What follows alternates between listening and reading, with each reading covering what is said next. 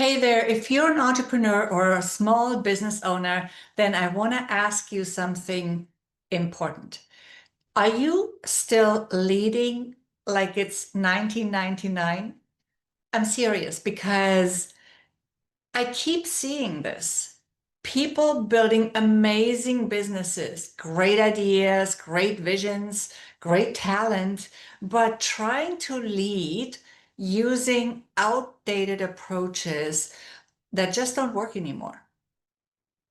I'm talking about trying to control every little detail, making every decision yourself, thinking you have to have all the answers all the time. Thinking leadership means being the loudest, the most confident voice in the room. That might have worked a couple of decades ago, back when leadership looked like power suits and top-down command structures, like they still do in some corporations, right? But I doubt that you want to be that. And today, that stuff is just really holding people back, and especially entrepreneurs. It's keeping teams stuck, and it's exhausting you as the founder. So let's be real.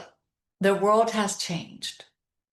We have AI, everything's changing all the time, and most people are aware of that part.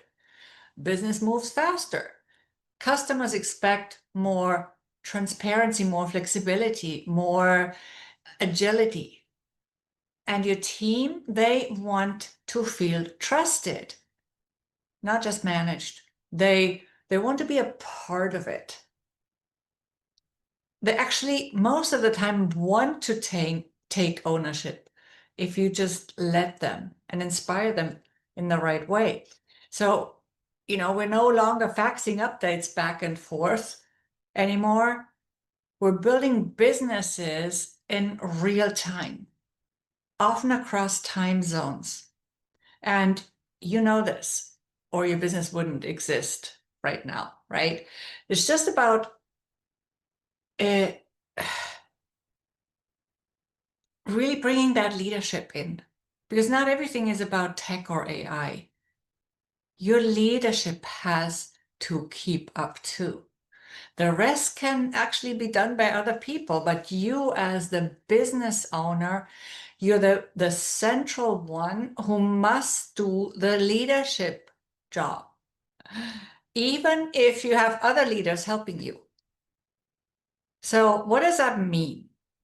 It means stepping out of the old boss mindset and stepping into something way more powerful. Clarity over control, for example, right? So what does that mean?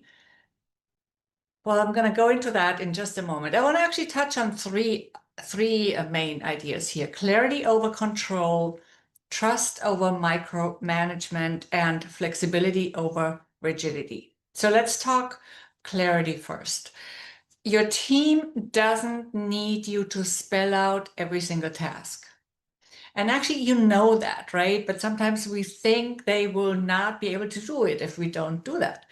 What they do need is to understand where you're going and why it matters, and when they need to accomplish a certain task, of course, and how their work connects to the bigger picture. That also makes their work much more interesting and exciting, of course. So they need to be very familiar with your vision and with the team purpose, with their individual roles and responsibilities within the team and how it all fits together. Once that's clear, you can actually step back and you can let them run with it. You free up your time and they feel trusted and they grow in the process. And this is how it becomes a win-win, a win for everyone. We want more of those double wins, of course, for our teams and ourselves, don't we?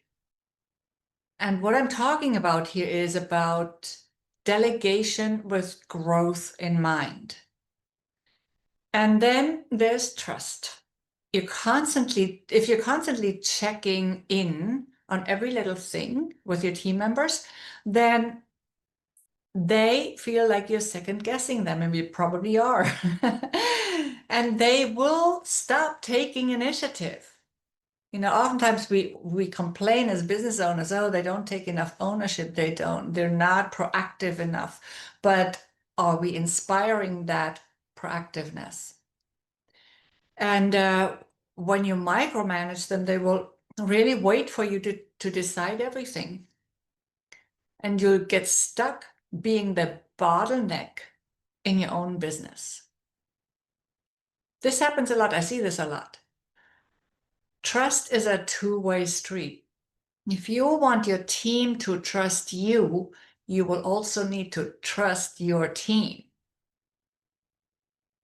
Okay? And you want a team that's thinking, right? Not just executing, I'm assuming. And here's the third one, flexibility. Markets shift, you know that. Priorities change. Sticking to rigid structures, because that's how we've always done something, isn't smart leadership. It's fear disguised as order. And real leadership today means being adaptable, curious, open to feedback, even from the intern, by the way. Now, adaptability is very, very important, and I talk about this a lot. Of course, while you are adaptable, you also want to stay true to yourself and who you are. So adaptability and authenticity need to go hand in hand always. So I've worked with entrepreneurs on several continents.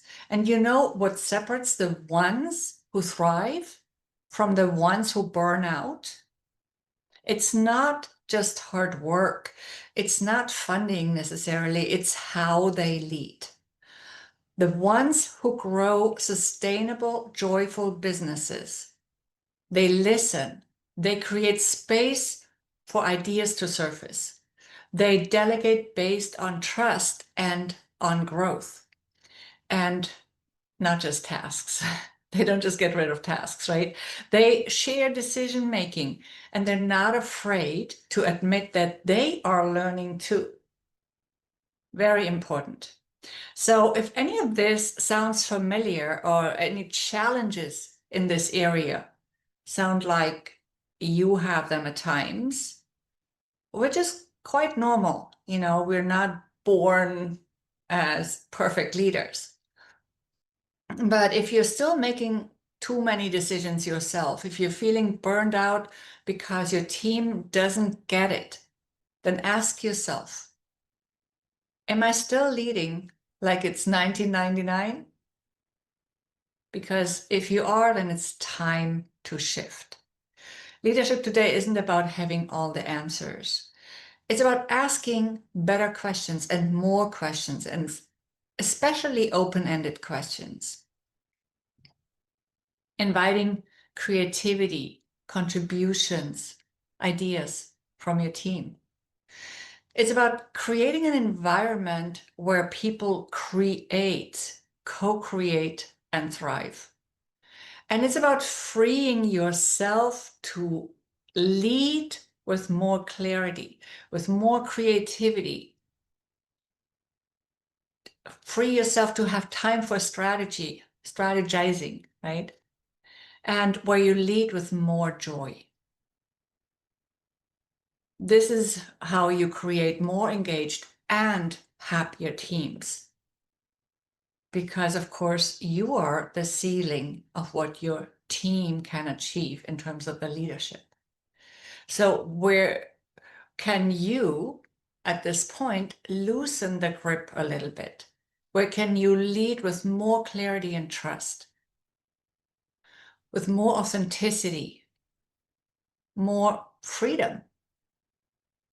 That's where growth starts, not just for yourself, but also for your team. I've created a few frameworks that can help you shift your leadership. One is the new paradigm leadership framework. It's a powerful framework to build happier, more engaged teams, committed teams that take ownership, that are really in with you, that have a stake in your business.